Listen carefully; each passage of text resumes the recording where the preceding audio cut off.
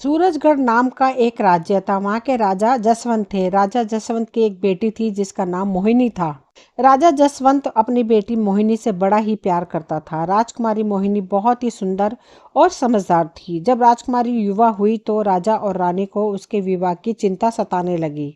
एक दिन राजकुमारी के लिए तो कई रिश्ते भी आ गए। तब महाराज को यह फैसला करना बड़ा ही कठिन हो गया कि राजकुमारी का विवाह किसके साथ किया जाए। राजा जसवंत ने इस बारे में महारानी से बात की और कहने लगे, अब महारानी, हमारे पास पड़ोस के दो राजकुमारों के रिश्ते राजकुमारी से विवाह के लिए आए हैं। अब मैं समझ नहीं पा रहा हूँ किसको चुनूं, क्योंकि दोनों ही राजकुमार बहुत ही योग्य हैं और दोनों ही राज्यों के साथ हमारे रिश्ते बड़े ही महत्वपूर्ण हैं। तो ऐसे में किसी एक राजकुमार को चुनना मेरे लिए बड़ा ही मुश्किल हो रहा है। आपकी इस बारे में क्या राय है? महारानी बोली, महाराज, मैं आपकी मुश्किल को समझ सकती हूँ, परंतु सच मानिए मुझे भी समझ में नहीं आता कि राजकुमारी का रिश्ता किस राजघराने से जोड़ा जाए। इस तरह से वे दोनों काफी देर तक विचार विमर्श करते रहे और अंत में वह किसी नतीजे पर भी नहीं पहुंचे, जिससे कि इस समस्या का कोई भी हल नहीं निकल सका। दूसरी तरफ जो रिश्ते राजकुमारी के लिए आए थे वह दोनों ही पड़ोस के राज्य के राजकुमारों के थे, जिनमें एक राजकुमार का नाम नरेश और दूसरे का नाम पुष्पराज था। उनमें से राजकुमार नरेश बहुत ही अक्लमंद और देखने में बहुत ही सुंदर था, जबकि दूसरा राजकुमार पुष्पराज था, वह ना तो नेक था, ना बहादुर और ना ही अक्लमंद था। उसने मन ही मन में योजना बना रखी थी कि राजकुमारी से वह एक बार शादी कर ले। उसके बाद वह षड्यंत्र रचकर राजा के राज सिंहासन पर कब्जा कर लेगा। अब क्योंकि राजा और रानी किसी नतीजे पर नहीं पहुंचे थे और राजकुमारी की पूरी जिंदगी का मामला था, तो महारानी ने राजकुमारी से राय लेना ही उचित समझा कि राजकुमारी जिसे भी चाहेगी और पसंद कर लेगी, उसी के साथ राजकुमारी की शादी कर दी जाएगी। महारानी ने राजकुमारी मोहिनी के पास गई और उससे कहा, बेटी, जैसे कि तुम जानती हो, हम तुम्हारे लिए एक योग्य लड़के की तलाश कर रहे हैं। इस सिलसिले में हमारे पास तो पड़ोसी राज्य के राजकुमारों के रिश्ते आए हैं। दोनों ही राजकुमार बहुत ही योग्य और सुंदर हैं, साथ ही तुमसे शादी करने की इच्छा रखते हैं। मैं और तुम्हारे पिता ने काफी विचार विमर्श किया। हम इस नतीजे पर पहुंचे हैं कि जिस भी राजकुमार को तुम चुनोगी उसके साथ ही तुम्हारी शादी की जाएगी। तो अब तुम बताओ कि तुम्हें कौन सा राजकुमार पसंद है? राजकुमारी मोहिनी बोली, माँ, आपने और पिताजी ने मेरी परवरिश इस तरह से की है कि मैं माता पिता के निर्णय को ही सबसे बेहतर मानती हूँ। आप जहाँ भी कहोगी और जिससे भी कहोगी मैं शादी कर लूंगी। महारानी बोली, जीती रहो मेरी बेटी, तुमने बात तो बिल्कुल सही कही है, लेकिन समस्या मैं तुम्हें पहले ही बता चुकी हूँ कि दोनों राजकुमार हमारी नज़र में बहुत ही अच्छे हैं। अब तुम हमारी उलझन को दूर करो और अपना फैसला सुनाओ। मोहिनी फिर वही बात कहती है, माँ, आप जिससे भी कहोगी मैं शादी कर लूंगी। मुझे आपका ही फैसला मंजूर होगा। महारानी ने कहा, बेटी, मैं कह तो रही हूँ कि हमें कुछ समझ में नहीं आ रहा। मोहिनी बोली, ठीक है माँ, मैं उस राजकुमार से शादी करूंगी जो मेरी 3 शर्तें पूरी करेगा।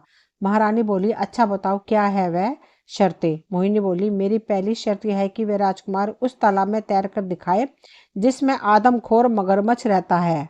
मेरी दूसरी शर्त यह है कि वह राजकुमार चावलों से भरा हुआ पूरा पतीला खा जाए। मेरी तीसरी और आखिरी शर्त यह है कि वह राजकुमार सोता हुआ घोड़ा लेकर आए और उस पर सवारी करके दिखाए। महारानी शर्तें सुनकर हैरान रह गई और फिर मोहिनी से बोली, बेटी, इसका मतलब यह है कि तुम कभी शादी नहीं करोगी, क्योंकि कोई भी राजकुमार तुम्हारी ये अजीब व गरीब शर्तें पूरी नहीं कर सकता। तुम्हें पता है कि तालाब का आदमखोर मगरमच्छ कितना बड़ा और कितना खतरनाक है। किसमें इतना हिम्मत है कि वह उस तालाब में जाए?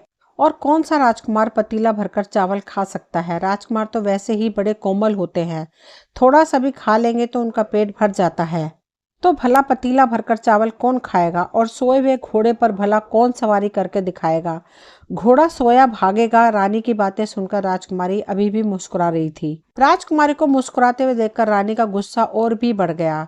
वह गुस्से से कमरे से बाहर चली गई और सीधा राजा के कक्ष में गई और अपनी लाडली बेटी की शिकायत राजा से करने लगी। आपकी बेटी किसी से शादी करना ही नहीं चाहती, इसलिए उसने ऐसी बेतुकी शर्त रखी है। इसके बाद रानी ने सारी बात राजा को पूरे विस्तार से बता दी।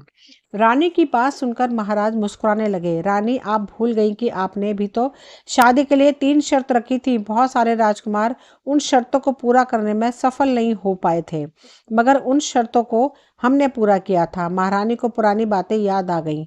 उन्हें सोचकर वह मुस्कुराने लगी और बोली, मेरी माँ ने मेरी शादी अपने सखी के एक बेटे से करवाना चाहती थी, जो लड़का मुझे बिल्कुल भी पसंद नहीं था, इसलिए मैंने ये शर्त रखी थी। फिर भी मेरी शर्त ऐसी थी जिसमें हिम्मत और बहादुरी की जरूरत थी, जैसे आदमखोर शेर को तलवार से मारना। जिस शेर ने हमारे राज्य में कई इंसानों को अपना भोजन बना लिया था। दूसरी शर्त थी राज्य के जंगलों में छिपे हुए लुटेरों को गिरफ्तार करना, जिन्होंने हमारे प्रजा में बहुत ही आतंक मचा रखा था और गरीब लोगों की जिंदगी नरक बना दी थी। आखिरी, पहाड़ों को काटकर नदी के लिए रास्ता बनाना, जिससे कि हमारे राज्य के किसानों को सिंचाई के लिए पानी मिल सके।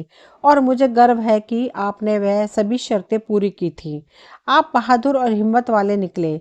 तब राजा ने कुछ सोचकर कहा, रानी, अगर हम वह शर्तें पूरी न कर पाते तो हमारी शादी आपसे नहीं होती। महारानी बोली, क्यों नहीं हो पाती शादी? अगर आप शर्तें पूरी नहीं भी करते तो भी मैं आपसे शादी कर लेती। इस बात पर दोनों खिलखिलाकर हंसने लगे। परंतु महाराज, आज हमारे सामने जो समस्या है उसका हल कैसे निकलेगा? पहले तो मैं यह नहीं समझ पा रही थी कि हमारी बेटी की शादी किससे की जाए, लेकिन अब मेरे समझ में यह नहीं आ पा रहा है कि मैं अपनी बेटी को कैसे समझाऊं कि वह अपनी बेतुकी शर्तों को छोड़ दे। राजा बोले, रानी, आप इस बात की बिल्कुल भी चिंता मत कीजिए। हमारी बेटी चाहती है कि उसका होने वाला पति बहुत ही बहादुर होने के साथ साथ अक्लमंद भी हो, मगर कोई थोड़ी सी भी समझदारी दिखाएगा तो राजकुमारी की शर्तों को आसानी से पूरा कर सकता है। मैं दोनों राजकुमारों के सामने यह शर्त रखूंगा और कहूंगा कि जो भी इन शर्तों को पूरा करेगा उसी से ही मेरी बेटी का विवाह होगा। उसके बाद राजा ने ऐसा ही किया और अपने दूतों के हाथ संदेश भिजवाकर दोनों राजकुमारों को महल में बुलवा लिया। दोनों राजकुमार अपने अपने कुछ खास नौकरों के साथ महल में हाजिर हो गए।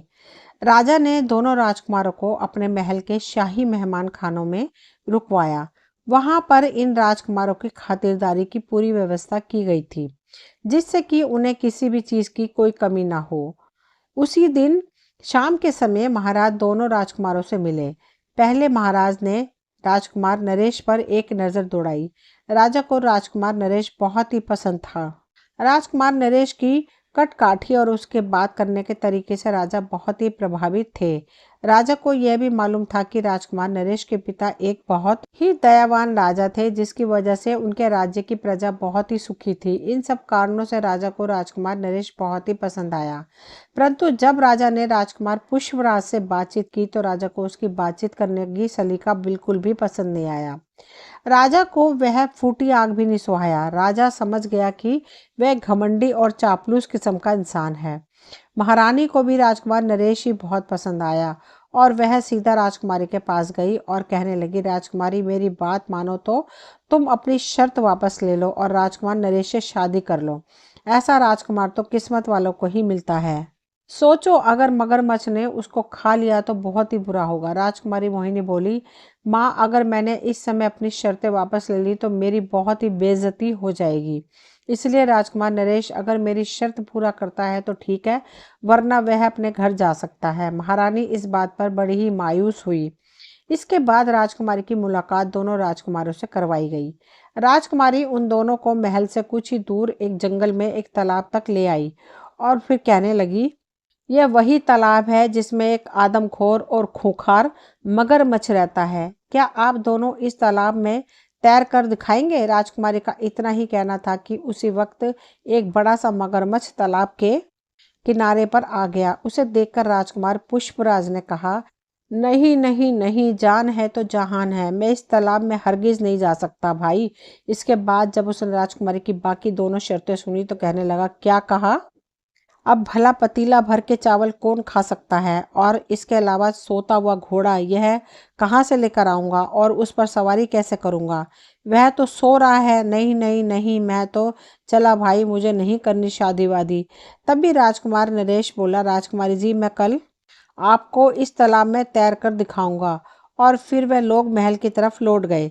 अगले दिन सुबह राजकुमारी और राजकुमार एक बार फिर से उस तालाब पर जा पहुंचे। राजकुमार ने बिना देर किए तालाब में छलांग लगा दी और बड़े ही मज़े से तालाब में तैरने लगा।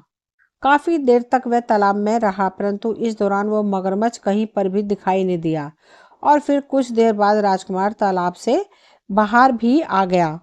राजकुमारी यह देखकर हैरान थी कि इतने समय तक तालाब में रहने पर भी वह आदमखोर मगरमच्छ राजकुमार को खाने के लिए क्यों नहीं आया। जब राजकुमार ने राजकुमारी के चेहरे पर परेशानी देखी तो कहने लगा, हाँ तो राजकुमारी जी, लीजिए, मैंने आपकी पहली शर्त पूरी कर दी।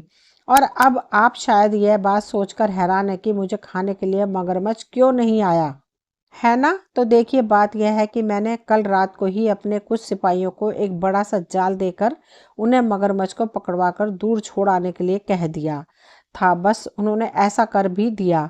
अब देखिए, इस तरह से आपकी पहली शर्त तो मैंने पूरी कर दी है। शर्त के मुताबिक मुझे मगरमच्छ वाले तालाब में तैरना था। यह ज़रूरी नहीं था कि वह मगरमच्छ उस समय तालाब में हो। अब क्योंकि आपकी शर्त सिर्फ तालाब में नहाने की थी, मगरमच्छ से लड़ने की नहीं थी, तो चलिए, मुझे उम्मीद है कि आपको इस बात पर कोई एतराज़ नहीं होगा। राजकुमारी मोहिनी बोली, बिल्कुल ठीक राजकुमार नरेश जी, आपने मेरी शर्त पूरी कर दी है, क्योंकि मेरी शर्त यही थी कि आप तालाब में तैर कर दिखाएं। मैं आपकी बुद्धिमानी की प्रशंसा करती हूँ। तो राजकुमार, आप पतीला भरकर चावल कब खाकर दिखाएंगे? बस अभी थोड़ी देर में ही, यह कहकर राजकुमार और राजकुमारी महल में चले गए। वहां पहुंचकर राजकुमार ने अपने नौकर के कान में कुछ कहा और फिर कुछ देर बाद वो नौकर वापस महल में आया। उसने राजकुमार को एक तरफ ले जाकर कुछ चीज उसे थमा दी। इतनी देर में राजा के नौकरों ने अगली शर्त को पूरा करने की तैयारी शुरू कर दी। वह एक बहुत बड़ा पतीला में चावल लेकर वहां पर आए। इतने बड़े पतीले को देखकर महाराज के चेहरे पर कुछ परेशानी दिखाई देने लगी कि राजकुमार यह शर्त कैसे पूरी करेगा। महाराज ने राजकुमार से कहा, क्यों राजकुमार, क्या आप खा सकेंगे इतना पतीला भरकर चावल? राजकुमार नरेश बोला, मैं एक तो क्या, दो पतीले चावल भी भरकर खा सकता हूँ। यह कहकर राजकुमार नरेश ने अपने कपड़े में छिपा रखा एक छोटा सा पतीला निकाला, जो राजकुमार के नौकर खास तौर पर बाजार से खरीद कर लाया था। राजकुमार ने उस छोटे पतीले में चावल भरा और झट से खा गया। क्यों राजकुमारी जी, आपकी दूसरी शर्त भी पूरी हो गई? लीजिए, आपके सामने ही मैंने पतीला भरकर चावल खा लिया, जैसा कि आपने कहा था। शर्त में राजा खुश होते हैं और महारानी से कहते हैं, रानी, आप अपनी बेटी की शादी की तैयारियां शुरू कर दीजिए। मुझे तो लगता है कि यह राजकुमार सोते हुए घोड़े की भी सवारी कर ही लेगा। राजकुमार नरेश बोला, राजकुमारी जी, आपकी शर्त पतीला भर के चावल खाने की हुई थी। वह पतीला छोटा हो या बड़ा, इस बात का तो कोई जिक्र ही नहीं हुआ था। इस तरह से लीजिए, मैंने आपकी दूसरी शर्त भी पूरी कर दी। राजकुमारी एक बार फिर से राजकुमार की बुद्धि की प्रशंसा करने लगी। उसी दिन शाम का समय था। राजकुमारी मोहिनी, महाराज और महारानी महल के शाही बगीचे में घूम रहे थे कि तभी उन्होंने देखा कि सामने से राजकुमार नरेश एक घोड़े को अपने साथ ला रहे हैं। महाराज ने तब राजकुमार से कहा, बेटा नरेश, यह घोड़ा लेकर तुम कहाँ जा रहे हो? राजकुमार नरेश बोला, महाराज, यह घोड़ा कोई साधारण घोड़ा नहीं है। मैंने खास तौर पर इसे एक बहुत ही बड़े अस्तबल से खरीदा है। इसके मालिक ने बताया है कि यह बहुत ही बढ़िया नस्ल का घोड़ा है और मैंने इसका एक बहुत ही अच्छा सा नाम भी रखा है। वो घोड़ा सचमुच ही बहुत शानदार था। राजकुमारी को भी वह घोड़ा बहुत ही पसंद आया। उस घोड़े का रंग सफेद था और उसकी कट काठी काफी लंबी चौड़ी थी। राजकुमारी ने पूछा, राजकुमार, आपने इसका क्या नाम रखा है? मैंने इसका नाम रखा है सोता हुआ घोड़ा। अब क्योंकि यह मेरा घोड़ा है तो मैं जो भी चाहूँ इसका नाम रखूं, मेरी मर्जी। अब मैं आपको सोते हुए घोड़े पर सवार होकर दिखाऊंगा। आपकी तीसरी शर्त भी पूरी की जा सके। यह कहकर राजकुमार नरेश घोड़े पर सवार हो गया और फिर दौड़ता हुआ बाग का चक्कर लगाने लगा। चक्कर लगाकर वह उन्हीं लोगों के पास आ गया। यह सब कुछ देखकर राजा और रानी हंसते हंसते लोटपोट हो गए। राजकुमारी भी मुस्कुरा रही थी। कुछ देर के बाद वह बोली, मैं भी यही चाहती थी कि मेरी शादी एक ऐसे ही राजकुमार से हो जो बहादुर होने के साथ साथ अक्लमंद भी हो। इसलिए मैंने यह 3 शर्त रखी थी कि इन शर्तों को पूरा करने वाला कोई ना कोई बुद्धिमान तो अवश्य ही होगा, और ईश्वर का धन्यवाद है कि मुझे ऐसा राजकुमार मिल गया। राजकुमार की बात सुनकर राजा और रानी ने चैन की सांस ली। कुछ दिनों के बाद राजकुमार नरेश और राजकुमारी मोहिनी की शादी कर दी गई। राजकुमार राजकुमारी को लेकर अपने राज्य वापस लौट गया। वह दोनों हंसी खुशी से जीवन बिताने लगे। दोस्तों, आज की कहानी यही खत्म होती है। कहानी पसंद आए तो प्लीज़ चैनल को सब्सक्राइब करें, वीडियो को लाइक शेयर करें। मिलती हूँ अगली कोई नई कहानी लेकर। कहानी सुनने के लिए आप सभी का तहे दिल से शुक्रिया।